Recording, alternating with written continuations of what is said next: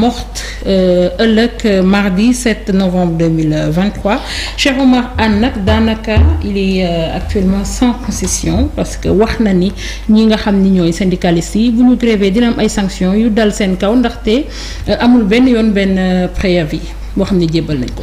waaw xam nga j'ai vu l'attitude du ministre par rapport à cette grève annoncée des enseignants. Maintenant la première question est-ce qu'un préavis de grève a été déposé? Je suppose que oui, parce que je ne pense pas que ce soit des enseignants qui sont dans l'illégalité totale par rapport ak li nga xamante ne moom mooy décision. beneen bi mooy Nabou, est-ce que enseignants yi li ñu def ni dafa am ku bett bettul kenn ah.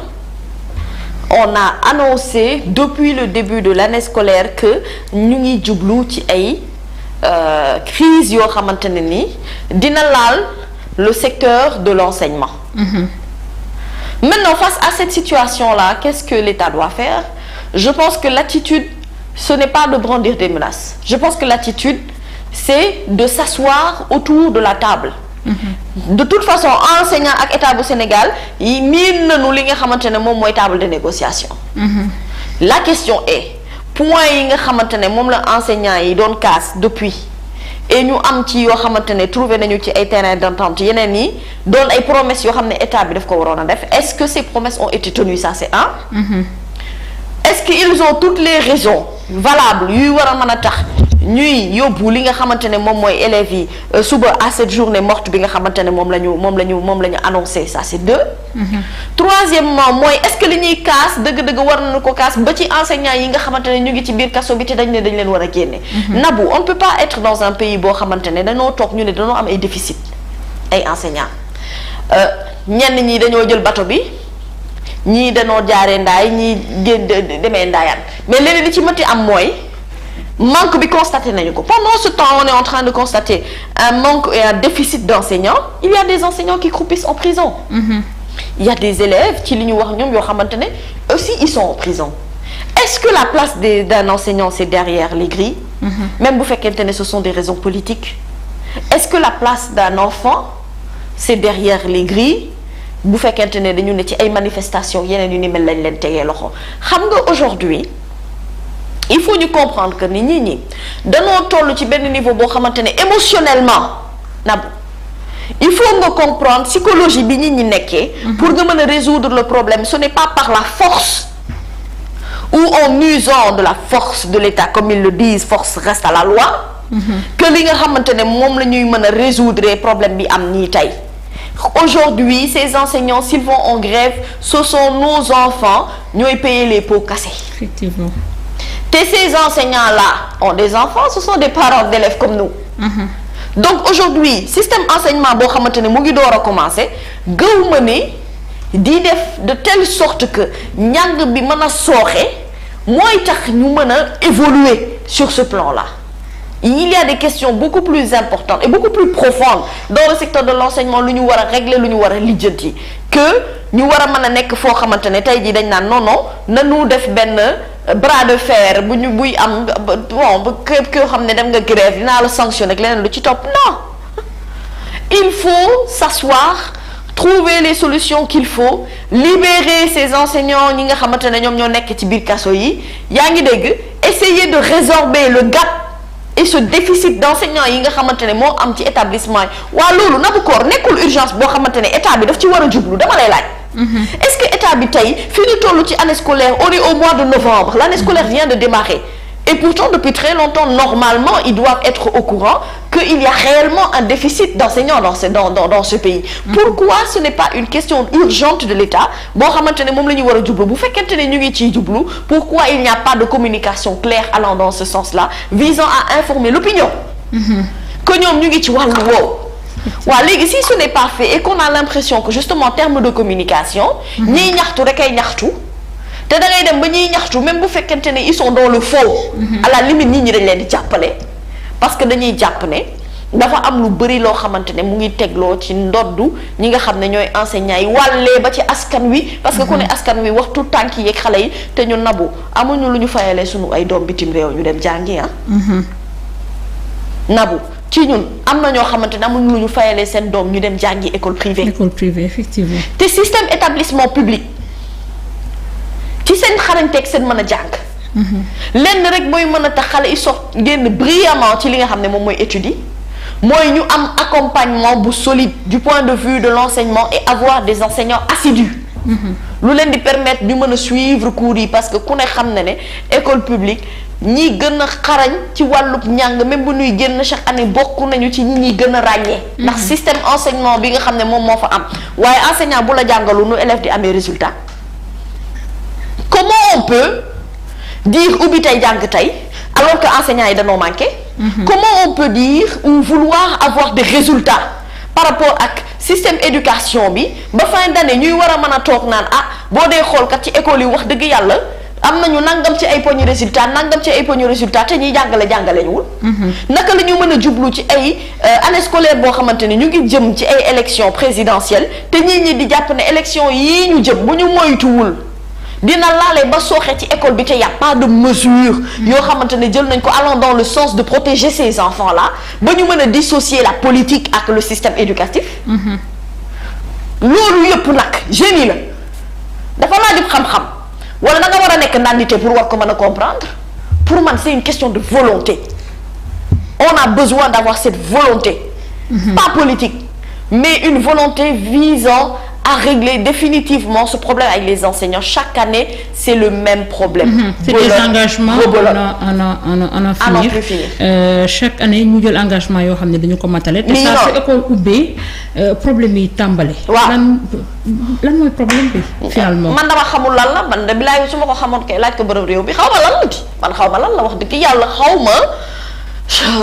c'est-à-dire que billahi ñi ñoo metti nguur. ñi ñoo metti nguur nag moo gaaw a suur parce que lañ ko doon tooñee souvent dama daan dégg ñu leen koy tooñee ñu ne enseignants yi bu ñu leen jëlee rek yóbbu leen palais toog ak ñoom ci table bi waxtaan ak ñoom bu ñu jógee fàtte lañ doon kaas moo tax chaque année du ñu mën di respecter engagement yi nga xam ne moom la état bi di jël par rapport ak ñoom. non on ne peut pas chaque année reconduire les mêmes problèmes. tant que moom day banku rek baa mu tàlli mënuñu chaque année on perd du temps à discuter des mêmes problèmes s'asseoir sur les mêmes tables de négociation et établir des plans d'action jusqu'au énième mënu nekk il faut à un moment donné que ñu xam c'est quoi l'intérêt est-ce que intérêt bi mooy ñu sauver li nga xam ne moom mooy système éducatif bi sauver ces enfants yi nga xamante ne yow ñun déjà ñun danoo tardé ci wàll ñun man réew mu naqaree dëkk ni Sénégal man lii mosuma koo gis waa ñii ñoo metti nguur nag yéen a metti nguur nag nguur moo xam ne fenn seddul féppay metti tous les jours que Dieu fait am nga loo xam ne moom nga war a wax moom nga war a lijjanti et on est là en train de parler de politique. Pendant excusez-moi mais li nga xam ne moo xew ci problème éducation bi c'est 10 millions de fois plus important que les intérêts politiques. Parce qu'il s'agit de l'avenir de nos enfants.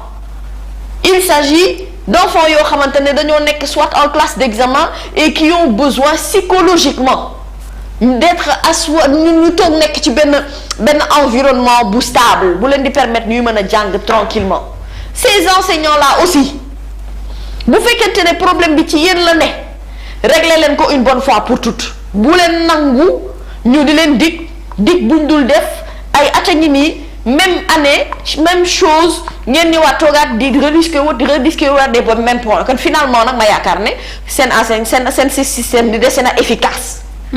dafa am loo xamante ne boo ko dee xeex da nga koy xeex une bonne fois pour toutes mu régler wala régler wul nga nekk fa di ko saafara ba keroog nga ci am li nga bëgg.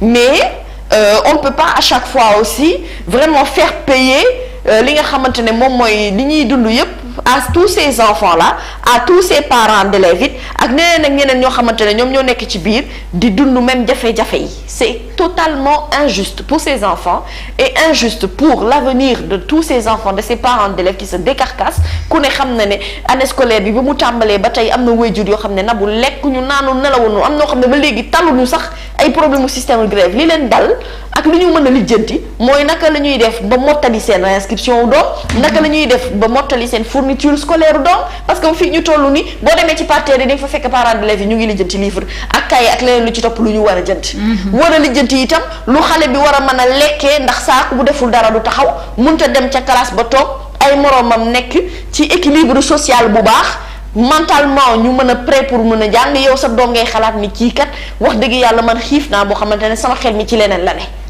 Donc les gens sont préoccupés par autre chose. Il y a des urgences yoo xamante ne moom la ñu war a saafara moom la ñu war a lijjanti loolu mooy priorité bi et loolu état moo ko war a def priorité boppam. Pour man du bras de fer du xëccoo du question de sanction il faut résoudre définitivement les problèmes mais Sénégal laa gis réew moo xam ne na bu problème duñu ko saafara xam nga duñ koy def dañ koy doxal. dañ koy doxal taf yëngal. Voilà. te ñuy toxal du ñu régler problème bi mu faju ñu mën a jàll ci leneen non non. dañuy ñëw on en parle on en discute il y a des promesses ñu def ay mbir ñu xaw a calmer yëf yi bu déwénee ñu dundaat ci même contexte scolaire bi et ce sont les enfants qui vont payer les pots cassés on a besoin d'un pays équilibré on a besoin d'un pays stable quand je dis stable c'est sur tous les secteurs te dafa am ay secteurs yoo xam ne secteur clé la éducation ci la bokk enseignement supérieur ci la bokk kenn mënu ko cee génnee socialement il faut que les gens soient bien ci seen mbiri bopp te gis nga même politiquement sax il faut que les règles soient saines un peu d'élégance s'il vous plaît pour ñu mën a avancer ci leneen on ne peut pas être là tout le temps à parler des mêmes problèmes pointer du doigt li nga xamante ne moom mooy difficulté nit ñi nan nu dimbali nga la ngir yàlla ñun Sénégal gi nag dañoo bëgg a nekk ci leneen nag waa na bu yow yaakaar nga ne réew mi dina changer entre nous toi tu penses que vraiment ci sens bi ñu dem nii dina dox. li ma bëgg a laaj kay mooy ndax ay élection dina mën a am ci conditions yi bu fekkee ni njàng beeg njàngale mi dina yëngu ndaxte fii ak bés ci kanam dinañu gis ay yëngu yoo xamante ne dina ci am wàllum politique bi opposants yi ñoom ñu ngi wax ba am na ci ñoo xamante ne ci ñoom ñu ngi naan est-ce que duñu toxal élection yi élection dina am waaw wala déet bu amulee kan moo ci ëpp avantage ci ñoom. xam nga man sax na élection du am bugguma ko sax affirmer. C'est vrai que nag dans des conditions comme ça on peut se poser des questions vraiment. Sur la tenue de ces élections à temps échu comme ni ñu ko jàppee. Mais je ne veux pas qu'on aille dans ce sens-là xam nga lu tax. dama bokk ci ñi nga xamante ne li may xeex ak li may kaas ak li ma bëgg mooy ñu respecter le calendrier républicain sénégalais. Effectivement. Je veux que les élections se tiennent à date bi ñu ko tànn. Je veux qu'on laisse le peuple sénégalais décider de l'avenir de ce pays ak ki ñu bëgg dénk réew mi. Je veux que nos institutions soient fortes, solides, stables, sans pour autant mu am benn jiixi jàq ci xelu nit ñi pour que ñu mën a dem ci ay élections yoo xamante ne ce sont des élections yoo xam ne dañu koy mën a jàllale ci jàmm et surtout am totale confiance par rapport ak ñi koy organiser. Mais quand je vois l'attitude de la DGE, quand je vois les nominations du président de la République concernant le Sénat, je me pose des questions. Quand je vois qu'il y a des foyers de tension partout, que mu nekk ci éducation bi nabu je me pose des questions. Quand je vois que socialement ñi ñu ngi dund ak benn tension sociale boo xamante ne mu ngi am toi qui parlais tout à l'heure de faim. Oui yaa doon wax waxu xiif. nabu quand je vois ñi lu ñuy dëkk di kaas que mu jëm ci wàllu électricité énergie ak leneen lu ci topp moi j'ai un problème par rapport à ce qui se passe dans ce pays. Et je pense qu'ils ne sont pas au courant. Et surtout quand je vois nos politiques garder un silence. Effectivement. Un silence aussi troublant et même j'ai envie de dire un silence responsable. Moi j'ai un problème. Je disais que l'autre jour dama dégg Moustapha Diop bu Walfadjri di wax ni dafa doon dégganteeg Aminata Touré mu ne ko malgré fonction yi nga xamante ne yépp occupé na ko ci gouvernement nee na musul xam ni xiif wala ndóol am na ci au fin fond du Sénégal ñoo xamante ne daanaka pour ñu dund dañuy dund ay jafe-jafe yu métti ajaratu. Kan moo wax loolu. Aminata Touré. Mais c'est bien qu'elle en soit consciente en tant que candidate à l'élection présidentielle, c'est bien qu'elle en soit consciente.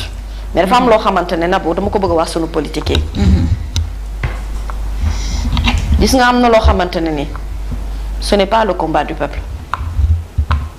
Am na loo xamante ne ni combat wu politique la surtout ñi nga xamante ne dañoo bëgg a nekk njiitu réew. Nabou baa xam nga ne tànneefu Sénégalais yi ci futur président bi mu ngi dépendre ci attitude bi candidat bi di am. Effectivement. Par rapport ak li nekk di xew ni man Mamy Samb du ma sànnil carte koo xam ne bi nga waree wax dëgg dégguma la nga wax. bi nga waree xeexoo biñ la waree dégg dégguñu la te dafa bëri loo xamante ne moom mooy xew ci réew mi même bu nu mettre ça entre parenthèses li xew nii politiquement parlant mais socialement rek dafa am des questions urgentes yoo xamante ne quelqu'un qui se dit candidat à l'élection présidentielle ne peut pas se taire par rapport à une situation comme ça. Nabou mënuma comprendre ni bi nga xamante ne nit ñi dañoo taxaw lépp ne dañuy xeex li nga xam ne moo jëm ci wàllu woyofal bi. gisuma benn candidat bu taxaw ne courant bi seet na metti na dañ ci jóg. Nabou mënuma comprendre ni situation sociale bi ni mu nekk nii xiif gi ngay wax nii ak ndóol gu tar gi nekk ci réew mi. jafe-jafe yi askan wi di dund amul benn candidat boo xamante ne da ciy taxaw wax ci lu dul di xaar meeting jot wala soxla sama carte d'identité pour wax ma ne xam naa ne dëkk bi metti na su ma ñëwee dinaa ko saafara du ma la faale. wax dañu koy wax fañ ko war a waxee kaas ko fañ ko war a lijjantee ñu mën a gëm ne yow mi nit ku dëggu nga.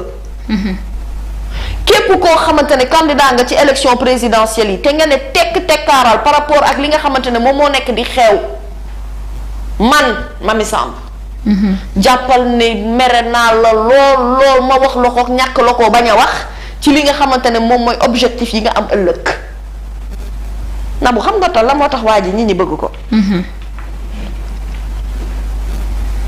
ba mu dee kaas du tey de ba mu dee wax du tey te à la limite j'ai l'impression que li mu doon wax sax dafa mel ni tey lay door a gën a doon dëgg tu écoutes ces discours d'avant du yi passé ñu teg ko ci contexte actuel dafa mel ni yëf yi tey jii lay door a xew tey jii lay door a am léegi nag dafa am loo xamante ne dama bëgg nag vraiment candidats yi nga xamante ne ñoo nekk à l'élection présidentielle nañu xam ne aujourd'hui le fait de s'exprimer ci li nga xamante ne moom moo xew nii ne veut pas pour autant dire que dafa am candidat booy soutenir sax wala ci kooku nga féete donte ñu ci bëri ci ñoom soutenir ko dafa war.